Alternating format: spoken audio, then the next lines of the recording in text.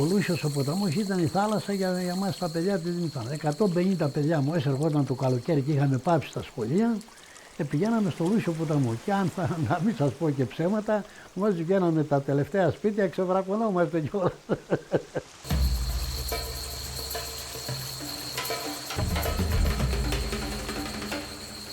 Χωρίς το νερό δεν θα υπήρχαν ούτε οι οικισμοί, οι μικρότεροι και οι μεγαλύτεροι της ευρύτερης περιοχής. Το νερό έφευγε από τον ένα μήλο και πήγαινε στον άλλο συνέχεια χωρίς καμία διακοπή. Χωρίς το νερό δεν θα υπήρχε καμία κίνηση.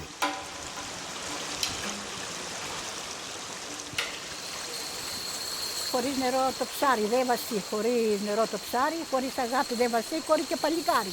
Έτσι τα λέγανε τότε και γελάγανε.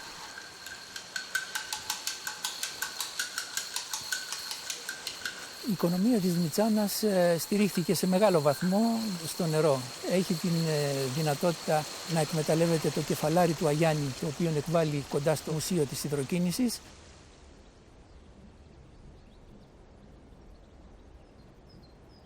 Αυτοί οι άνθρωποι είναι η ζωντανή ιστορία αυτού εδώ του τόπου. Στα πρόσωπά τους, μέσα στα μάτια τους, βλέπεις ότι έζησαν μια ζωή σκληρή, αλλά αν τους ρωτήσεις θα σου πούν ότι έζησαν μια ευτυχισμένη ζωή. Συνέχισαν την ιστορία των γονιών και των παππούδων τους και είναι περήφανοι για αυτή την ιστορία. Αυτή την ιστορία δεν μπορώ να τη βρω σε κανένα βιβλίο, σε καμιά βιβλιοθήκη. Μόνο οι ίδιοι μπορούν να μου την αφηγηθούν. Να με οδηγήσουν στα καλντερίμια του χωριού, μέσα στα σπίτια τους, μέσα στις ζωές τους. Αυτά τα πρόσωπα, το υπαίθριο Μουσείο Υδροκίνησης και η έκθεση ενός μικρού παιδιού είναι η οδηγή μου σε αυτό το ταξίδι.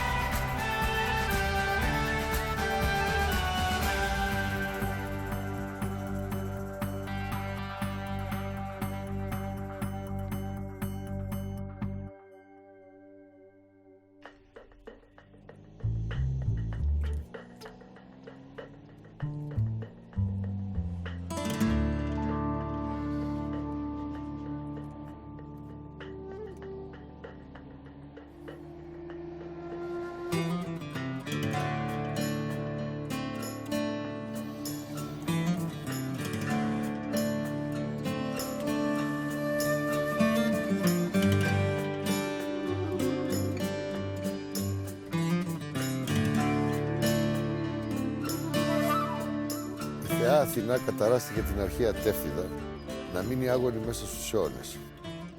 Οι άνθρωποι έχτισαν πάνω στα ερείπια της τη Δημητσάνα και έκρυψαν τις στέγες τους ανάμεσα σε δύο λόφους. Αυτή η άγωνη γη όμως είχε την ευλογία του νερού. Η Δημητσάνα είναι σαν να μονάζει, σαν να προστατεύει ό,τι πιο πολύτιμο έμεινε στους ανθρώπους. Τα νερά βγαίνουν μέσα από το βουνό και κατεβαίνουν στις αυλές τους. Τρέχουν στα σοκάκια, αφρίζουν και η ορμή τους γίνεται κινητήρας, δύναμη. Και οι άνθρωποι προλαβαίνουν να πιάσουν για λίγο αυτή τη δύναμη. Πριν από μισό περίπου αιώνα, 5.000 άνθρωποι ζούσαν εδώ από αυτή τη δύναμη. 5.000 άνθρωποι κρυμμένοι μέσα στα βουνά έπιαναν τη δύναμη του νερού και έδιναν κίνηση στα επαγγέλματά τους. Αλευρόμυλοι, νεροτριβές, βυρσοδεψία και δεκάδες μπαρουτόμυλοι. Εδώ που σήμερα είναι το υπαίθριο Μουσείο Υδροκίνησης, το νερό γύριζε τη φτερωτή στον αλευρόμυλο και οι άνθρωποι έφτιαχναν ψωμί. Παρακάτω έπλαιναν κουβέρτες, γέμιζαν μπαρούτι τα όπλα για να αγγιθούν με τα δέρματα των ζώων. Οι άνθρωποι κρατούσαν ό,τι μπορούσαν από τη δύναμη του νερού.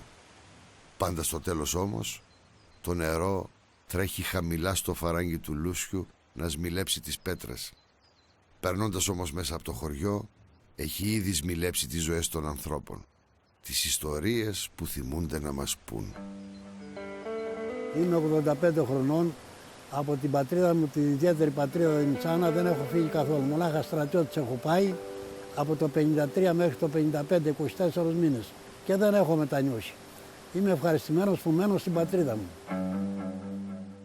Όλη τη ζωή αρτοποιός, κύριε Σπύρο. Είμαστε αρτοποιοί, το απογέννημα Θρέμα, από καιρό του Σπύρου του Σεργόπου, του πατέρα του παππού μου. Ήταν αρτοποιός, έπειτα ήταν ο παππούς μου και ανάθρεψε 9 παιδιά, 5 κορίτσια και 4 αγούρια.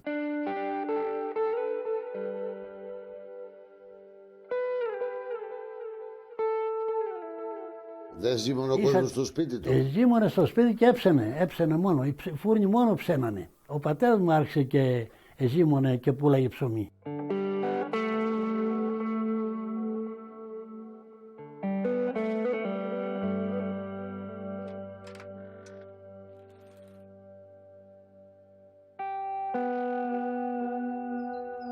Πότε γεννήθηκες, κυρία Βουλά?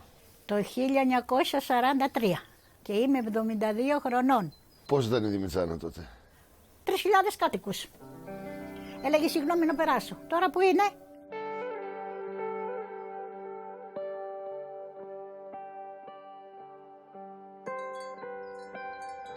Αυτή την κοιλάδα που βλέπεις στο Ινδροκίνηση κάτω έχει ζήσει κόσμο, αλλά έβγαλε καλό κόσμο όμως. Πολύ καλή νοικοκυρέοι και παιδιά μέχρι τα σήμερα.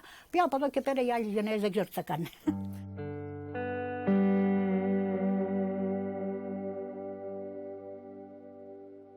Είχαμε αλευρώμιλους.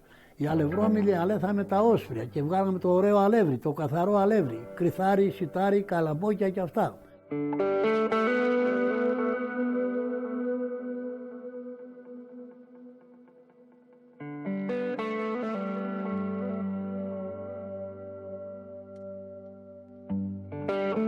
Άμα ήταν φτωχός, είχε αραποσύ τη σκέτο. Άλλος ήταν πιο πλούσιος, ας πούμε, το έκανε το εξής. Επέγαινε καλαμπόκι, σιτάρι, κρυθάρι μαζί και τα άλαθε και τα τρία. Και γινόταν και το καλύτερο ψωμί. Το νερό εκκινούσε τα πάντα.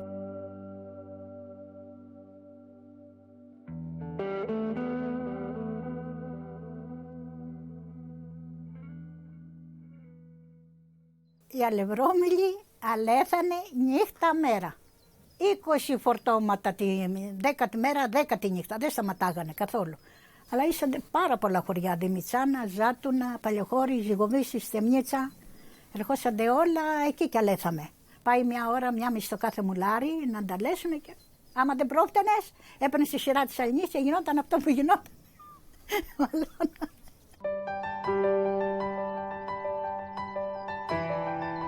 Έβανε η μάνα λίγο λευράκι, σιταράκι στη σακουλίτσα, να το πάω στο μήλο να τα λέσω. Πήγαινα, έβρισκα πολλά μπροστά. Γιατί άργησες, Βούλα? Μάνα, δεν μ' άρεσε, η τάδη ήταν μπροστά, η τάδη ήταν μπροστά. Μπαρμπά, θα δώσεις, του λέγα το μιλωνά, θα μου τα λέξεις γιατί η μάνα μου θέλει να ζυμώσει για να έχει ψωμί. Και μου λέει, πες, άμα μας αφήνει η θιά, να λέσουμε. Εκείνος ο κακομοίρης μόλις τελείωνε το πλευρό αυτινής, παπ, τώρα είναι το σακουλάκι το δικό μου. Δεν το έπαιρνε χαμπάρι καθόλου να πάρει. Το έπαιρνα, πήγαμε στο χωριό, έφτιανε η μάνα μια μπογατσούλα, ένα πασταλένα από τα τηγανοψώματα, να προφτάσει την οικογένεια. Η ορμή του νερού δίνει κίνηση στον αλευρώμιλο. Άντρες, γυναίκες και παιδιά μαζεύονται εδώ. Το νερό φέρνει τους ανθρώπους κοντά. Ορμητικό προσπερνάει τον αλευρώμιλο και γεμίζει την νεροτριβή. Οι γυναίκες φτάνουν εδώ με γαϊδουράκια που κουβαλάνε φλοκάτες και ρούχα. Ενώ περιμένουν τη σειρά τους για να πλύνουν, καμιά φορά μαλώνουν ποια έφτασε πρώτη. Αλλά στο τέλος σχολιάζουν τα καθημερινά, γελάνε, τραγουδάνε. Το νερό φέρνει κοντά τους ανθρώπους και τους ανακατεύει. Ηρωκλή, έλα να με βοηθήσεις.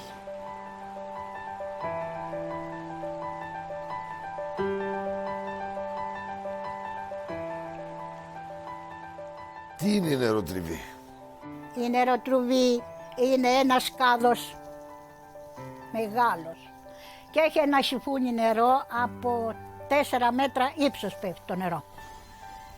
Πάνω είναι ανοιχτό όπως ένα χωνί και κάτω είναι στενό και πέφτει το νερό με δύναμη. Οι γυναίκες το χειμώνα που είχαμε και πολύ χειμώνα, είχαν τα εργαλεία τους μέσα στα σπίτια τους και φτιάχνανε διάφορα ρούχα. Κουβέρτες, μαντανίες και πάντα, και πηγαίνανε στους νεροτριβές και τα νεροτριβές τα πλέναν, αλλά να βγαίνει και το χνούδο να είναι πολύ πλούσιο. Η φαντά, σαΐσματα, παντανίες. Τις παντανίες 12 κομμάτια έπρεπε 24 ώρες να είναι μέσα στο νερό για να πετάξει αυτό το μαλλί να γίνει ωραία παχιά. Τα δε σαΐσματα, τα σαΐσματα είναι το μαλλί από τις κατσίκες. Το ρίνουμε στην οτροβία, αλλά ήθελε 8 ώρες, πέταγε πιο πολύ τις κατσίκες στο μαλλί. Και καθάριζαν έτσι αυτά. Πετάγανε. Και γινόταν αφράτα. Αφράτα, ναι. Άλλα διαδρόμια, ρούχα, ας πούμε. Όλα έπρεπε να πάνε να πληθούν εκεί. Όλα τα φορτώναμε στο γάιδαρο ή ένα φόρτωμα και 2 και τα ρίναμε στην οτροβή. Αλλά δεν πληρώναμε όμως. Ό,τι θέλαμε δίναμε του μιλονά.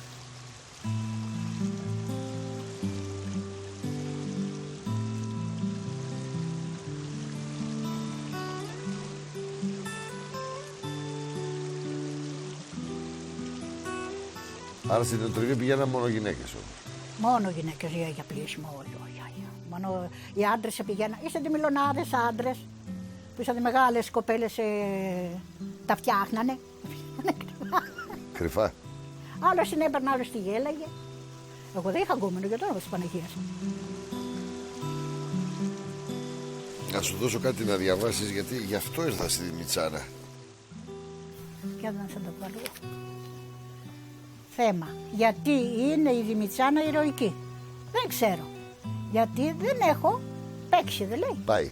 Α, πάει. Δεν ξέρω γιατί δεν έχω πάει. Γιατί είναι η Δημητσάνα ηρωική? Γιατί είχε ήρωες.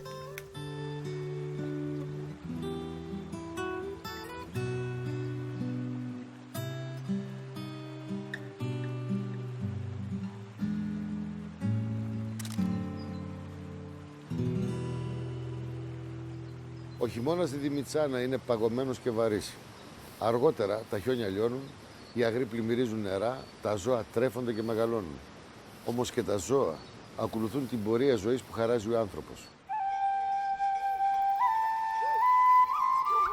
Ο άνθρωπος από την εποχή των σπηλαίων βρίσκει λύσεις, αναπτύσσει δεξιότητες για να επιβιώσει. Χρησιμοποιεί τα ζώα για να τραφεί και για να ζεσταθεί.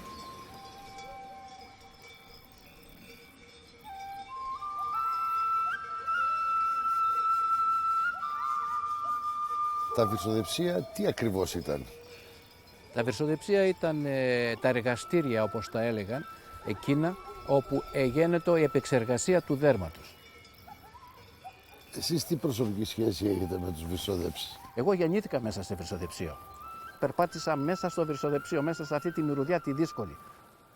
Οι βυρσοδέψες ή ταμπάκιδες έπαιρναν το δέρμα από τους χασάπιδες και τα επεξεργάζεται.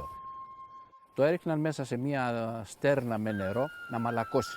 Μετά από 2-3 μέρες όταν μαλάκωνε το δέρμα, το έσκιζαν κάθετα και το άνοιγαν. Το έκαναν σαν ένα φύλλο. Το επόμενο στάδιο ήταν να το ρίξουν μέσα στην ασβεσταριά. Η ασβεσταριά ήταν ένας λάκκος, μια μικρή στέρνα, όπου περιείχε λιωμένο ασβέστη. Εκεί το ανακάτευαν τα δέρματα μέσα στην ασβεσταριά για 2-3 μέρες, μαλάκωνε το δέρμα, άνοιγαν οι πόροι και έτσι βγάζοντάς τα είχαν τη δυνατότητα να αποσπάσουν το μαλλί πάνω από το δέρμα.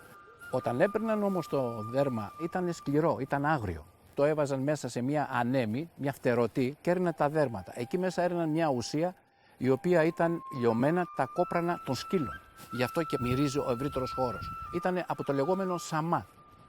Το τελευταίο στάδιο ήταν τα τελάρωνα. Τα έβαζαν πάνω σε ένα μεγάλο τελάρο. Φανταστείτε μια πόρτα ενός σπιτιού μεγάλη και γύρω-γύρω το κάρφωναν με πρόκες αφού το τέντωναν. Προσπαθούσαν να του δώσουν να το τεντώσουν όσο μπορούσαν περισσότερο. Και το άφηναν στον ήλιο να στεγνώσει. Σε όλη αυτή τη διαδικασία το νερό ήταν απαραίτητο? Βεβαίως, από το αρχικό στάδιο, το να ξεπληθούν, να φύγει η μυρωδιά. Ήταν απαραίτητο το νερό σε αυτή τη φάση. Από μικρός, όταν πήγα στο δημοτικό σχολείο, βρέθηκα μέσα στο βυρσοδεψίο, το ταμπάκικο του πατέρα μου, να εργάζομαι βοηθητικά βέβαια. Η χειρότερη μου τιμωρία, η οποία δεν πραγματοποιήθηκε ποτέ, ήταν η απειλή. Μου έλεγε ο πατέρας μου, αύριο έχει σαμά. Εννοούσε να κάνω εκείνη τη δουλειά που έκανε ο παππούς μου με ένα ντενεκέ, ένα δοχείο, να περιφέρουμε στα σπίτια ή στα μαντριά για να μαζέψω τα κόπρανα των σκύλων. Φαντάζεστε πόσο ταπεινωτική για μένα δουλειά ήταν αυτή την εποχή εκείνη μπροστά στους άλλους συμμαθητές μου, αλλά και πόσο δύσκολη και βρώμικη ήταν. Κύριε φίλε, εδώ έχω την έκθεση ενός παιδιού, παλιά έκθεση, της Δευτέρας Δημοτικού. Θέλετε να ρίξετε μια ματιά και να μας απαντήσετε και εσείς στο ερώτημα. Γράφει 5η 24 Μαρτίου 1969, Θεσσαλονίκη. Πράγματι είναι λίγο παλιά. Το θέμα της έκθεσης είναι γιατί η Δημητσάνα είναι ηρωική. Η απάντηση είναι πάρα πολύ σύντομη. Μπράβο στο μαθητή. Δεν ξέρω γιατί δεν έχω πάει. Εσείς τι θα απαντούσατε στην ερώτηση? Η επανάσταση κρατήθηκε από το δημητσανίτικο μπαρούτι. Φαντάζεστε μια εξέγερση, μια επανάσταση χωρίς μπαρούτι?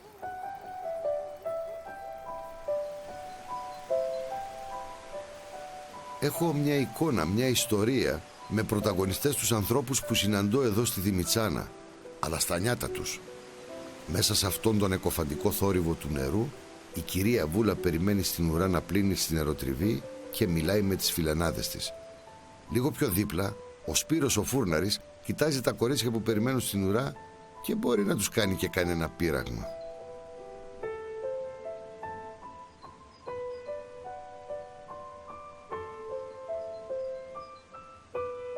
Ακόμα πιο κάτω, ένας παλιός βυρσοδέψης μαλώνει με τους μιλονάδες για το ποιος θα πάρει περισσότερο νερό. Και στο τέλος, πίνουν ένα τσίπουρο από το ρακοκάζανο. Σαν μια σκηνή από τον ελληνικό κινηματογράφο. Το βουητό του νερού μπερδεύεται με το τρίξιμο της φτερωτής και τα τραγούδια των γυναικών μπερδεύονται με τα αθώα αστεία των μιλονάδων. Στο τέλος όμως, κάποιος παντρεύεται και όλοι φιλιώνουν. Έτσι δεν γίνεται στις ταινίες. Στη Δημητσάνα όμως όλα παγώνουν όταν κάποιο ατύχημα τεινάζει στον αέρα έναν μπαρουτόμιλο.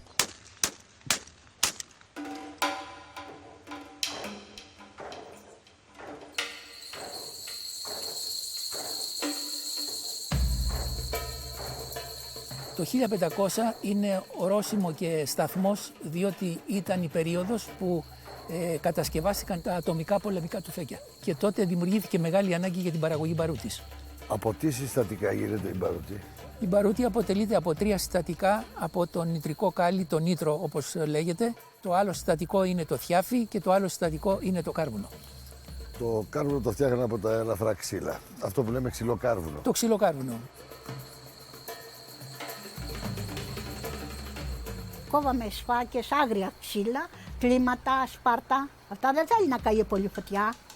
Σαρίν, σαν πάνω, μόνο καπνό θα βγάζει. Όχι, άμα βγάλει λάμπα δεν πάει τάχα σας.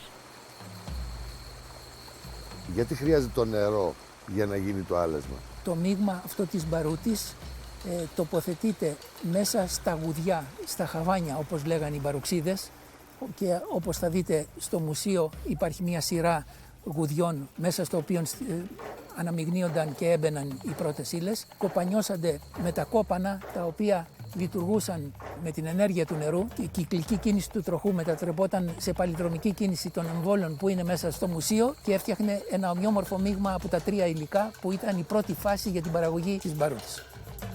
Δεν ήταν επικίνδυνο? Υπήρχε περίπτωση με τα χτυπήματα αυτά να έχουμε ανάφλεξη? Υπήρχαν ατυχήματα και δημιουργήθηκαν στην πορεία της διαδικασίας και της λειτουργίας των μπαριτόμυλων και αυτό είχε σαν αποτέλεσμα να σκοτωθούν άνθρωποι και τα λοιπά. Μπαρουτόμυλος είναι η πιο επικίνδυνη δουλειά. Λέγανε μην πας παιδάκι μου στον μπαρουτόμυλο γιατί όχι η μάνα θα πάω. Βάλε και το χάρο στην τσέπη σου του λέει. Μικρά παιδιά πηγαίναμε εμείς να παίξουμε. Αλλά δεν μας αφήναν οι μπαρουτόμυλωνάδες και όταν πήγαινες καμιά φορά λέει ναι, κάτι να ειδώ, κάτι να ειδώ. Βρε φέγα από εδώ, όχι κάτι να ειδώ. Σε μπουτζούρε εδώ, σε μια νεμουζουρόνα τον και ο ίδιος. Όπου φύγει. Για τη Δημητσάνα η παραγωγή μπαρουτιού ξεκινά από τα υπόγεια και τις αυλές των σπιτιών από το 15ο αιώνα. Με τα χρόνια το μπαρούτι γίνεται παράδοση και η διαδικασία εξελίσσεται από πατέρα σε γιο.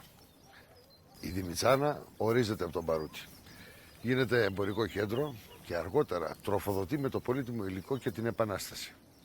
Το εμπόριο ανοίγει τους ορίζοντες του απομακρυσμένου αυτού τόπου Και η οικονομική άνθηση κάνει τη Δημητσάνα διάβλο πολιτισμού και σκέψης. Το 1764 η Δημητσάνα αποκτά μια θρυλική βιβλιοθήκη.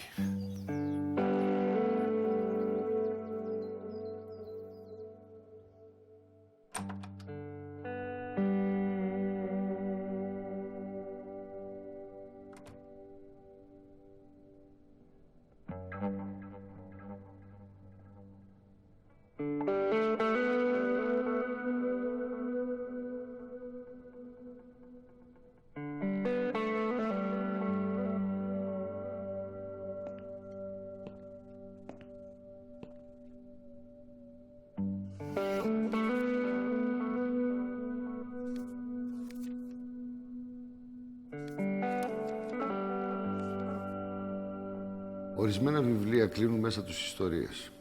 Εδώ στη βιβλιοθήκη της Δημητσάνας είναι λες και ορισμένες ιστορίες ξεπετάχτηκαν μέσα από τα βιβλία για να γεμίσουν αυτή την αίθουσα. Τα όπλα ενός αγώνα, τα οστά ενός ήρωα που έζησε για να δει τον τόπο του ελεύθερο και φυσικά πολλά χειρόγραφα, ελληνικά και οθωμανικά. Το 1821 ο ελληνικός λαός αποφάσισε να φυσήξει ένα σύννεφο μακριά που σκίαζε τον τόπο για 400 χρόνια. Η Δημητσάνα σηκώνει το βλέμμα ψηλά για να δει τον ουρανό καθαρό. Στους μπαρουτάδες της Δημητσάνας ανέθεσαν μία αποστολή, μυστική, να τροφοδοτήσουν με μπαρούτι την Επανάσταση. Και έτσι η Δημητσάνα έγινε η μπαρουταποθήκη του έθνους. Ο Κολοκοτρώνης γράφει: «Ο Νικήτας μας έστειλε μολύβι, γιατί είχαμε έλλειψη από μολύβι και χαρτί. Και πήραμε τη βιβλιοθήκη της Δημητσάνας και άλλων μοναστηρίων και δέναμε φουσέκια. Μπαρούτι είχαμε. Έκαμνε η Δημητσάνα. Για να δουλεύσουν την μπαρούτι δεν επέρναμε πολλούς Δημητζανίτες στο στρατόπεδο. Τους αφήναμε δι' αυτήν την δούλευση».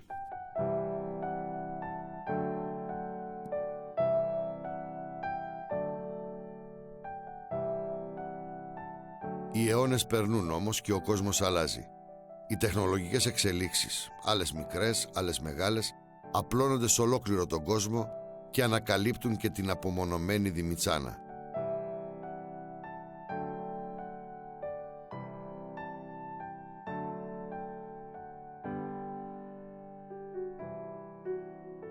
Το ρεύμα το 38 οι Δημητσανίτες αυτοί φροντίσανε και κάνανε τοπικό ρεύμα με μηχανές δίζελ. Ήμουν 8 χρονών παιδάκι, είχε μαζευτεί πολλοί κόσμος και από τα χωριά για να δούμε το ρεύμα, γιατί δεν ξέραμε τι είναι το ρεύμα. Και εφόσον φτιάσανε και είπανε τον αγιασμό και μόλις τελείωσε ο αγιασμός, ανάψανε αμέσως, ας ήταν η μέρα, ανάψαν όλα τα φώτα. Και το βράδυ εγώ στο σπίτι μας, το πατρικό, είχε 2 παράθυρα το κάτω μέρος και απέναντι από τα παράθυρα ήταν μια κολόνα που είχε το φως. Και ο παππούς μου ήταν 82 χρονών και ήταν στα τελευταία του. Και μια θεία μου, αδερφή του πατέρα μου, του λέει: «Σήκω πατέρα να δεις το θαύμα που έγινε στη Δημητσάνα». Και το σήκωσε από τις πλάτες και τον έβαλε στο παράθυρο και είδε το φως, να δεις το θαύμα που έγινε στη Δημητσάνα. Αν κλείσεις τα μάτια σε κάποιον εργάτη της εποχής και τον φέρεις στο υπαίθριο Μουσείο Υδροκίνησης, θα νιώσει να ταξιδεύει στον χρόνο.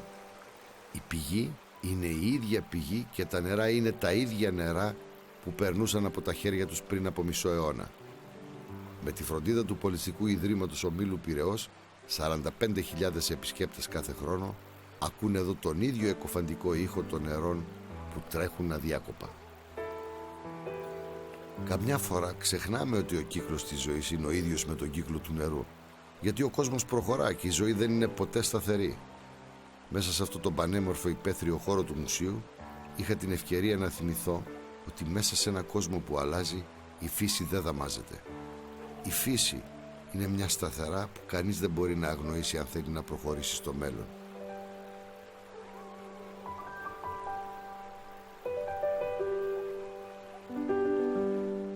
Στο τέλος κάθε έρευνας όλοι οι συνεργάτες κάνουμε έναν απολογισμό.